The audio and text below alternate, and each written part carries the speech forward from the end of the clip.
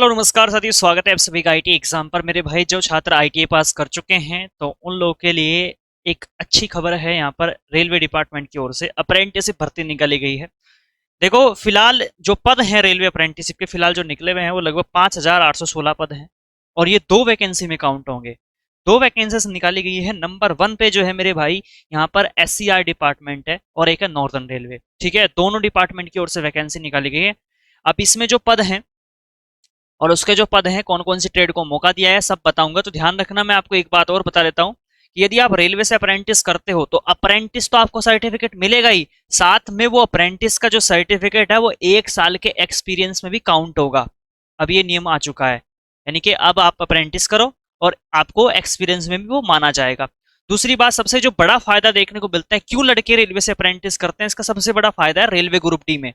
Railway group D में आपको 20% का कोटा मिल जाता है। मतलब इसका मतलब ये है कि आपने सुना होगा सीसीए वाले स्टूडेंट, तो जो रेलवे से अप्रेंटिस करते हैं ना वो सीसीए वाले स्टूडेंट ही हो जाते हैं। मतलब कहने का ये है कि यदि 100 वैकेंसी रेलवे ग्रुप डी निकालता है ना तो 20 पद जो होंगे वो उन छात्रों के लिए अलग से होंगे जिन्होंने रेलवे से अप्रेंटिस कर रखी है। इसका मतलब उनकी कट ऑफ भी कम जाएगी। जनरल छात्र की अगर कट ऑफ 70% पर जा रही है, 70 नंबर पर लग रही है, तो जितने रेलवे से अप्रेंटिस कर रखी है उसकी कहीं पर 40 पर आकर रुक जाएगी। तो इतना बड़ा डिफरेंस देखने को मिलता है, इसलिए यहाँ पर कंपटीशन डाउन हो जाता है। इसलिए छात्र रेलवे से अप्रेंटिस करना पसंद करते हैं। उन्हें मतलब यह है कि कंपटीशन डाउन हो जाता है फिर वहां पर, इसलिए सबसे बड़ा फायदा देखने को मिलता है। ना ही उनका पीईटी होता, जो रेलवे से अप्रेंटिस करते हैं, फिजिकल वगैरह सब माफ हो जाता है जो रेलवे से अप्रेंटिस करते हैं। तो ये बड़ा फायदा होता है। अब इसमें क्या क्या योग्यता चाहिए, क्या क्या क्वालिफिकेशन, सब बताऊंगा। देखो, सबसे पहले तो यहाँ पर समझो कि इसमें दो प्रकार के डिपार्टमेंट ने पद निकले हैं। सबसे पहले साउथर्न ईस्टर्न रेलवे, इसमें लगभग मेरे भैया 1700 प्लस पद हैं। 1700 प्लस पद निकाले गए हैं इस वाली वैकेंसी में। ठीक है, इसके जो ऑनलाइन एप्लीकेशन है वो 18 नवंबर से स्टार्ट हो चुके हैं। ठीक है, 18 नवंबर से स्टार्ट हो चुके हैं और 17 दिसंबर तक आप इस वाले को फॉर्म को अप्लाई करोगे। अप्लाई कैसे करना है सब बता दूंगा, चिंता मत करना। ठीक है, तो यहां तक तो क्लियर हो गया। और इनकी जो ऑफिशियल वेबसाइट है मैं आपको वो भी यहां पर बता देता हूं मेरे भाई, वो है rrcscr.co.in। इस वेबसाइट है, इसके फॉर्म भरने वाले हैं। आप वेबसाइट पूछते रहते हो कि सर वेबसाइट कौन सी होती है, तो इस वेबसाइट पे आप इसके ऑफिशियल गवर्नमेंट की वेबसाइट है, इस पर इसके फॉर्म भरे जाएंगे। ठीक है, लास्ट तक जुड़े रहना, मैं सब बता दूंगा। इतना क्लियर हो गया। 1700 प्लस पद है, पहला नंबर की वैकेंसी ये है। ठीक है मेरे भाई, अब यहां पर आ जाओ। सबसे जो बड़े पद हैं वो 4000 प्लस इसमें ही निकाले गए हैं मेरे भाई। 4000 प्लस पद इसी वैकेंसी में निकाले गए हैं, है ना। कितने हैं? 4116 पद। 4116 पदों पर ये भर्ती है। ठीक है, कौन सी डिपार्टमेंट से कौन सा जोन है यहाँ पर देखिए, railway recruitment cell northern railway, यानी कि नॉर्दर्न रेलवे से वैकेंसी निकाली गई है। ठीक है, इसकी जो ऑफिशियल वेबसाइट है वो ये है www.rrcnr.org। इस पर इसके फॉर्म अप्लाई होंगे। और फॉर्म कब से कब तक अप्लाई होंगे मेरे भाई? वो होंगे यहाँ पर 25 नवंबर से फॉर्म स्टार्ट हो जाएंगे और 24 दिसंबर तक आप इसके फॉर्म भर सकते हो। और जो इसकी मेरिट लिस्ट है वो फरवरी महीने में आ जाएगी, क्योंकि सबसे फास्ट इसकी मेरिट लिस्ट आती है। जैसे ही आपने फॉर्म कंप्लीट करा है ना, उसके कुछ दिनों के बाद, 1 महीने के बाद आपको लगभग लगभग इसकी मेरिट लिस्ट भी आपको पता लग जाती है कि आपका सिलेक्शन हुआ या नहीं। सबसे बढ़िया मेथड है। तो भाई ये तो एक किस्म से गोल्डन चांस है आप लोगों के लिए जिन्होंने आईटीआई पास कर ली है। इसको मत छोड़ देना। कौन से वाली को? नॉर्दर्न रेलवे वाली को। और पद भी इसमें ठीक ठाक है। अब देखना यह है कि क्या आपकी ट्रेड इसमें है या नहीं है। अब सबसे पहले समझो, एक वैकेंसी सबसे पहले ये देख लो, साउदर्न रेलवे एससीआर जो डिपार्टमेंट है, इसमें देखो कौन कौन सी ट्रेड को मौका मिला है, जिसमें 1700 प्लस पद हैं। जिसमें 1700 प्लस पद हैं उसमें देखो कौन कौन सी ट्रेड को मौका है मिला है। ध्यान से देखोगे, एक तो होती है मेरे पास fitter trade, turner trade, electrician, welder, mechanic diesel, machinist, painter, RAC, electronic mechanic, wireman, welder armature, lineman, trimmer, MMTM, और ये हीट ट्रीटर, और ये एमएमटीएम तो मैं बता ही चुका हूं। ठीक है ना, तो ये जो ट्रेड है, इन ट्रेडों को यहां पर मौका मिला है। कौन सी वाली वैकेंसी में? Southern eastern railway. ठीक है, यदि आपकी इनमें से कोई, और एक और ट्रेड भाई यहां पर है केबल जॉइंटर, है ना, क्रेन जो ऑपरेटर होते हैं, इनको भी मौका मिला है। तो यदि आपकी इनमें से कोई ट्रेड है तो आप इस वाली वैकेंसी में अप्लाई करोगे।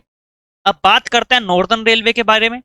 जो नॉर्दर्न रेलवे ने निकाला है, तो नॉर्दर्न रेलवे का देखो फटाफट से, है ना, ये है एनआर डिपार्टमेंट, जिसमें 4000 प्लस पद हैं। ये उसमें ट्रेड के बारे में बात कर रहा है कि कौन कौन सी ट्रेड को मौका मिला है। NR department, northern railway. अब इसमें कौन कौन सी ट्रेड है भैया? एक तो फिटर है, एक वेल्डर है ना, एक टर्नर ट्रेड है, एक मशीनिस्ट ट्रेड है, एक कारपेंटर है, एक पेंटर है ना, पेंटर जनरल जो आती है, एक डीजल मैकेनिक ट्रेड हो गई, एक मोटर मैकेनिकल व्हीकल ट्रेड है, एक इलेक्ट्रिशियन ट्रेड वालों को मौका मिला है, वायरमैन ट्रेड वालों को मौका मिला है, और रेफ्रिजरेटर एसी मैकेनिक यानी कि आरएसी जो ट्रेड होती है, इसमें कम ट्रेडों को मौका मिला है और पद भी खतरनाक दिए गए हैं, इसमें पद भी ठीक ठाक है।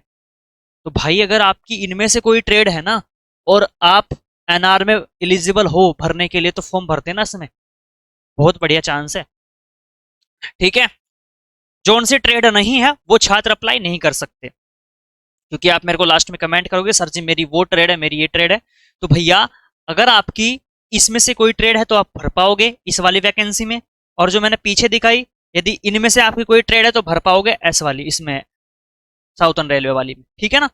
अच्छा, अब आ जाओ योग्यता, ये क्या मामला होता है गुरुजी, इस पर हम मुद्दा थोड़ा सा बात कर लेते हैं, इसके बारे में थोड़ा जानकारी ले लो कि आखिरकार ये क्या है।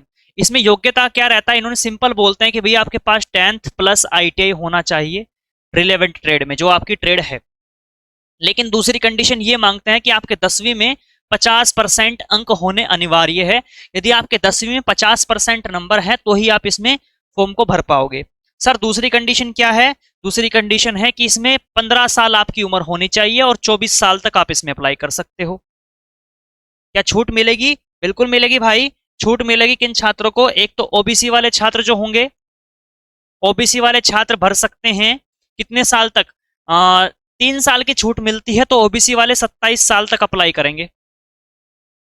ये जो क्राइटेरिया है ये जनरल के लिए है, ओबीसी वाले 27 साल तक, और एससी एसटी वाले जो छात्र हैं वो लगभग 29 साल तक अप्लाई करेंगे।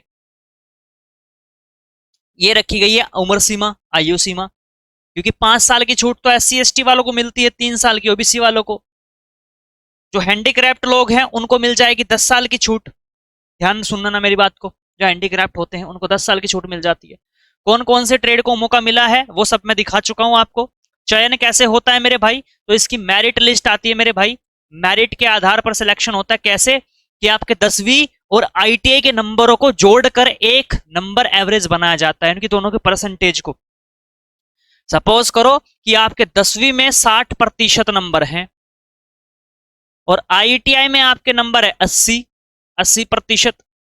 तो दोनों का अगर हम एवरेज निकालेंगे 8 और 6 14, यानी कि 140% हो गया कि नहीं हो गया? टोटल 140% हो गया। भाग 2 कर देना है आपको, तो 2 सत्ते 14, तो 70% ये एवरेज परसेंटेज आती है और इसी के बिहाफ पर आपका सिलेक्शन होता है। ठीक है, अब आपको देख लेना यह है कि आपकी 10वीं में कितनी है और आईटीआई में कितनी है। तो जितनी भी आपकी परसेंटेज है ना 10वीं में आईटीआई में, उन दोनों को जोड़ देना और 2 से भाग दे देना। जो भी ओवरऑल परसेंटेज आएगी उसी के बिहाफ पर आपका सिलेक्शन होता है। सर परसेंट कहां कहां तक मेरिट जाती है? तो मेरिट अगर आपकी इलेक्ट्रिशियन ट्रेड है, फिर फिटर ट्रेड है, तो मेरिट लगती है भैया 80% पर, 85% पर, है ना, 75 पर भी कभी कभी चली जाती है, इस प्रकार से लगती है। ठीक है ना। बाकी जितने भी और ट्रेड हैं तो उनकी तो कमी जाती है, किसी के 70, किसी के 75। हालांकि इलेक्ट्रिशियन फिटर की हाई लेवल तक जाती है, 90% भी पहुंच जाती है इलेक्ट्रिशियन फिटर की, अगर ज्यादा फॉर्म आ जाए तो ये चीजें होती हैं। क्लियर है? सर फीस कितनी होती है इसमें? सर फीस होगी इसमें हमारे पास, इसमें 100 रुपए होते हैं मेरे भाई। 100 रुपए किसको देने होते हैं भैया? एक तो जनरल और ओबीसी के जो लड़के होते हैं, जो लड़के होते हैं ओनली, उनको फीस देनी पड़ती है। यदि आप किससे हो मेरे भाई? यदि आप एससी एसटी या फिर वुमेन कैंडिडेट हैं, आप लड़की हो, तो आपको कोई भी फीस नहीं देनी होती। ठीक है ना। बस फीस कहां पर आपकी लगेगी? आपकी फीस वहां पर लगेगी जहां से आप फॉर्म भरवाओगे। ठीक है, फॉर्म भरवाने का चार्ज अलग से होता है, जहां से भी आप फॉर्म भरवाओ, चाहे तो हमारी टीम से भरवा सकते हो। ठीक है ना, अभी मैं टीम का नंबर भी दे दूंगा आपको। हमारी टीम आपसे 100 रुपए का चार्ज करती है फॉर्म भरवाने का। आप हमारी टीम से भरवा सकते हो या फिर नजदीकी जनसेवा केंद्रों का, वहां से भर सकते हो या फिर खुद से भर सकते हो। ठीक है, बट ये है जो जहां से भी आप फॉर्म भरवाते हो वो तो अपना चार्ज लेगा मेरे भाई। अब सैलरी कितनी मिलती है मेरे भाई? तो सैलरी तो भैया वही 8,000 रुपये रहती है इसमें, है ना। 8,000 रुपये इसमें सैलरी रहती है ना। बाकी अभी तो अप्रेंटिसशिप वालों के लिए भी नोटिस भी आया था कि लगभग 10,000 रुपये सैलरी जो है स्टाइपेंड मिला करेगा, 10,000 रुपये, ठीक है ना। तो बाकी अभी फिलहाल मेरे पास तो 8,000 रुपये तक का है। ये एक किस्म से स्टाइपेंड मिलता है, इसको सैलरी भी नहीं बोल सकते। ये स्टाइपेंड मिलता है, वजीफा मिलता है एक किस्म से स्टूडेंट को, ताकि वो रहना खाना कर सके इसमें 8,000 रुपये में। भाई सीखने के ही तो मिल रहे हैं आपको ये पैसे, आप सीखने के ही तो दे रहा है रेलवे डिपार्टमेंट आपको। ये तो एक किस्म से 1 साल की आपकी ट्रेनिंग टाइप की है, आपको सर्टिफिकेट मिलेगा और सीखने के ही आपको वो पैसे दे रहा है। जब आपकी कंप्लीट हो जाएगी तो आपको एक एनएसी का सर्टिफिकेट मिल जाएगा, नेशनल अप्रेंटिस सर्टिफिकेट जिसको बोलते हैं। उसके बिहाफ पर जब भी रेलवे, तो हर साल रेलवे ग्रुप डी की वैकेंसी बोला जा रहा है कि हर साल आया करेगी, उसमें आपको फायदा मिल जाया करेगा। सिर्फ उसी वैकेंसी में नहीं, बाकी और भी डिपार्टमेंट वैकेंसी निकालते हैं जिसमें मांगते हैं कि आईटीआई होना चाहिए, प्लस में 1 साल का एक्सपीरियंस होना चाहिए, या फिर 1 साल का अप्रेंटिस होना चाहिए, तो उसमें भी आप इस सर्टिफिकेट को लगा सकते हो। तो बहुत सारे फायदे होते हैं। जिसका नंबर आ जाता है तो भाई छोड़ना मत, ठीक है। अच्छा, जिसको भी फॉर्म भरवाना है, तो फॉर्म भरवाने के लिए आप हमारी टीम को कॉल करना है। तो कॉल के लिए नंबर है दिया गया है मेरे भाई, कॉलिंग के लिए नंबर है। और जिसको भी अगर व्हाट्सअप चला रहे हो तो व्हाट्सअप के लिए ये वाला नंबर है। व्हाट्सअप जिसको करना हो तो इस नंबर पे करना, ठीक है। और जिसको कॉल करना है तो कॉल इस पे कर सकते हो, ठीक है ना। फीस कितना होगा फॉर्म भरने का? फॉर्म भरने का जो चार्ज होता है वो 100 रुपीज होता है, ठीक है ना। प्लस साथ में जो आपकी जो फीस लग रही है वो रही अलग। तो आप हमारी टीम से फॉर्म भरवा सकते हो, बाकी आप खुद से भर सकते हो, ठीक है ना। तो ये वैकेंसीज आई हैं मेरे भाई। कोई भी सवाल डाउट हो तो आप मेरे को लास्ट में कमेंट कर देना, ठीक है। जो भी आपका समस्या डाउट हो, बाकी जितनी भी डिटेल्स थी मैं आपको बता चुका हूँ, ठीक है गुरुजी। चलिए तो फिर आज की वीडियो को यहीं पर समाप्त करता हूँ, मिलता हूँ अगले वीडियो में। धन्यवाद।